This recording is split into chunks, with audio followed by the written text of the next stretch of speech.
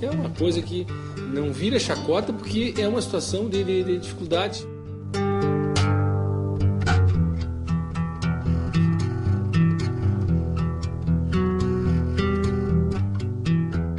Eles ficaram com medo porque diz que era um grito horrível.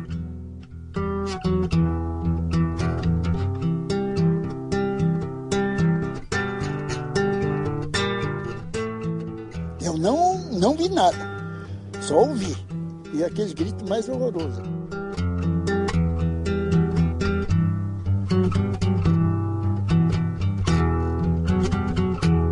Só no contar a gente sente uns arrepios, imagina a gente ver, presenciar, né, a presença, né?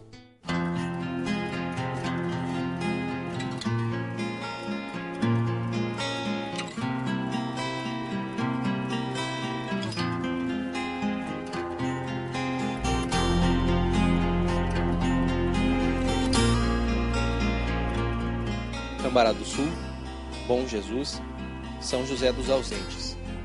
Cidades construídas sobre a fortaleza dos cânions da Serra do Mar, no limite entre os estados do Rio Grande do Sul e Santa Catarina. Ao seu redor, a imensidão dos campos de cima da serra, que guardam uma inigualável beleza natural e profundos mistérios, passados em forma de lenda de geração a geração. Na minha infância, a gente não tinha televisão, a luz era a luz própria, então não se tinha a tecnologia que tem hoje. E esse lado era mantido com os causos, estavam de contar causos de assombração e coisa assim, e eles comentavam com a gente, contavam pra gente. E eles eram homens de palavra, de verdade, que não mentiam, né? E que tudo que eles contaram era verdade, né? Um dos mais recorrentes contos do local é a lenda do gritador. Como é característico desse tipo de tradição folclórica, a personificação de gritos inexplicáveis, ouvidos pelos campos e cânions da região, se modifica a cada pessoa que conta a história. Os antigos diziam que era uma alma penada, sabe? Aquele homem de branco, um vulto muito. Aqui é uma alma penando, né? Eu já vi muita coisa. A lenda do gritador nunca ficou, né, em menor plano a respeito disso. Ela sempre teve, né? Tanto é que ela perdura, né? Desde que chegou o primeiro português aqui, todo mundo ainda, de vez em quando, tu ainda vê, né? Alguém desses cafundó aí dizer que se deparou com o gritador. Nós estávamos marcando os terneiros na fazenda do meu sogro lá. Quando terminamos de tardezinha, lá tem um grotão muito com...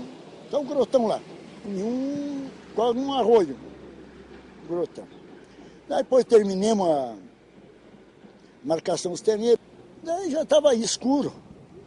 Nós em roda do fogo, lá de repente, um companheiro meu saiu assim, aquele grito, oh!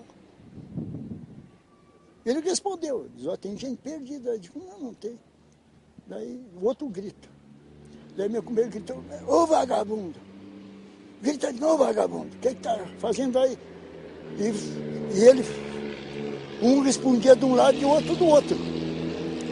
E quando de repente o grito veio na mangueira onde nós estávamos. Daí a coisa ficou feia. Daí o chapéu começou a balançar na cabeça e ninguém mais falou com ninguém também. Depois sumiu. Na nossa região nós andamos seguido de noite, assim, sabe? E lá os vizinhos de sítio, vocês sabem, é longe um do outro, né? Um dia fomos de noite na casa de uma tia minha, né? Daí nós ia voltando de madrugada, eu e mais uns amigos. Quando nós ouvimos, a gente conversando normal, os assuntos, nós estava eu e mais 2 amigos. Nós ia descendo embora. Daí com pouco nós paramos de conversar e começamos a escutar uns gritos longe, né? Longe, do outro lado do rio, que a gente mora lá de cá do rio, do outro lado do rio. Daí comecei a me imitar, né, os gritos. E daí quando mais a gente imitava, mais perto vinha, né, os gritos. Quando a gente viu, estava a 200 metros longe de nós. Daí nós paramos de gritar e corremos até em casa. Daí chegamos em casa e contemos, né? Disse, não, é o gritador que está perseguindo vocês. Não foi só nós lá, né? Muitos viram na beira do rio. Meu avô contava que eles saíram para caçar tatu. Naquela época eles caçavam tatu, né? À noite. Uma turma, o meu avô, todos os filhos deles, que são meus tios, meu pai. E foram nessa região lá para... Aqui a gente chama Cafundó, aqui nos fundos do campo ali. E eles foram e chegaram lá na picada, que descia para o Cafundó, ouviram um grito, muito longe, mas longe mesmo, e daí meu avô respondeu. Quando ele respondeu, o gritador já respondeu bem mais perto. E ali foi indo, e o meu avô gritava e o gritador gritava bem mais perto. E quando chegou bem pertinho, que eles viram assim que era era impossível aquilo da distância que gritou a primeira vez, né? De chegar tão perto, rápido assim, daí eles correram, daí vieram para casa, daí não... Eu e o Ulisses, a gente pegou e foi acampar em Cambará do Sul, né, com mais um amigo. E durante a primeira noite do acampamento, nós encontramos 2 pessoas que também estavam indo acampar lá, que nos contaram essa lenda. Foi uma sensação engraçada, porque não que a gente teve medo, mas o clima que se formou em volta da história nos atraiu com uma força diferente, por isso que a gente gostou tanto da história e até hoje divulga ela. Cuja origem fala de um cara que era muito perverso, muito mau, e que maltratava a mãe dele. E um dia ele queria ir para uma festa, pediu para a mãe cuidar do cavalo, ele estava demorando para se arrumar, a mãe resolve soltar esse cavalo, e o cara, furioso com a mãe, resolve colocar a sela na própria mãe, montar nela e mandar ela levar ele pro baile. O que acontece? No meio do caminho, obviamente ela cai sem forças, já quase morrendo, e amaldiçoa o filho dizendo que ele não vai poder mais voltar para casa. Mas eu acho interessante também que é uma lenda gaúcha muito pouco conhecida do norte do estado, do nordeste do estado, da região lá de Cambará, dos Apanados da Serra. E essa lenda é muito pouco conhecida e ela tem um fundo, uma estrutura de lenda mítica, de lenda de arquetípica, que poderia ser analisadas pelo viés junguiano, alguma coisa assim. A gente ia se dar muito bem nos resultados dessa análise. A lenda do gritador é situada no período do Brasil imperial, sem precisar datas. Isto representa, para o Rio Grande do Sul, a bagagem histórica da permanência dos jesuítas, de inúmeras guerras e de todo um conjunto étnico e suas trocas culturais. A versão do gritador que eu conheço é assim. Era um fazendeiro antigo da região que era muito apegado com o dinheiro, com as suas posses. E quando deu a época da guerra, que houve muitas guerras na região do Rio Grande do Sul. Quando a gente fala em revoluções neste período, fala daquelas clássicas do Rio Grande do Sul no século XIX, mas nós temos que pensar que na história do Rio Grande do Sul existem outros momentos anteriores também de escaramuças, e não diria revoluções ou guerras, mas de disputa deste território com a Espanha. Os padres jesuítas mandaram que enterrassem os seus ouros e fossem embora para depois retornar para a região. E esse senhor não quis abandonar o ouro, ele enterrou o ouro e ficou cuidando. Mas ele gritava para os outros, para ele ver aonde os outros estavam, para ele ir buscar depois o ouro dos outros que estavam enterrando também, né? Cada um tinha o seu esconderijo para depois voltar e pegar o ouro.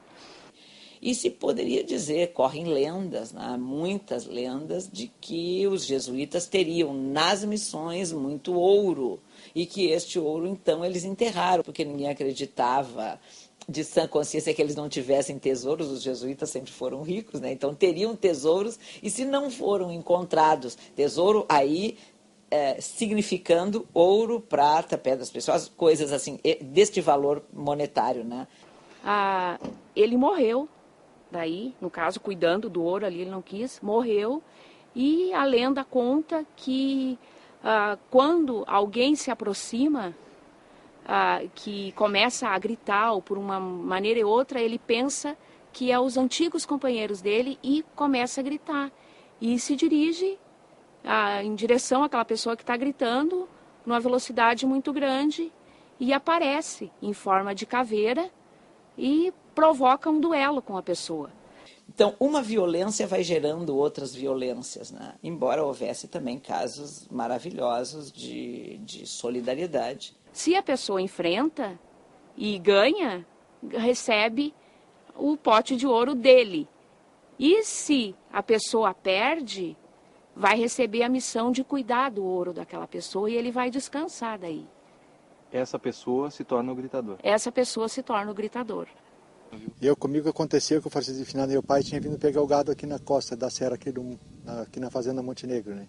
1730, veja, é praticamente no primeiro quartel do século XVIII, eles já estão cortando caminho pelo rio, atravessando o Rio dos Sinos e subindo por um afluente que é o Rio Rolante e indo aos campos de cima da serra para buscar este gado, né? Então nós transportávamos o gado no verão para cá, no inverno para lá, né? Para lá é mais baixo, era mais quente, tinha mais mato, né, para o gado esconder. Então ele veio pegar o gado, que era 64 cabeças de gado. Daí ele chegou aqui, reuniu o gado e não pôde voltar naquele dia que tinha que ficar de voltar, né?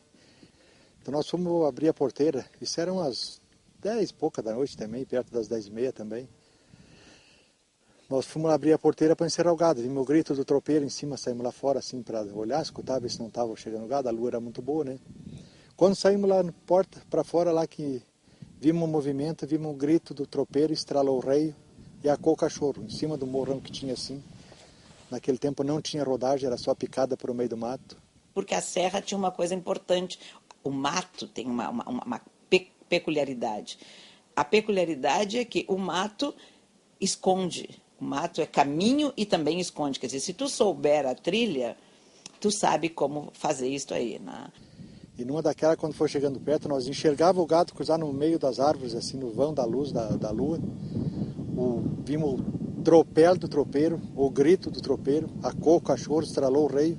E numa daquela enveredou para o lado de Santa Catarina, para o meio de uma mataria, foi-se embora. Nós só se reunimos lá e ia para dentro de casa. Só saímos lá para fora no outro dia cedo. E o tropeiro, o gritador, foi embora, varou para Santa Catarina gritando. Agora o gritador é esse que é uma voz que está solta no ar. Se eu ouvir um grito, eu grito também.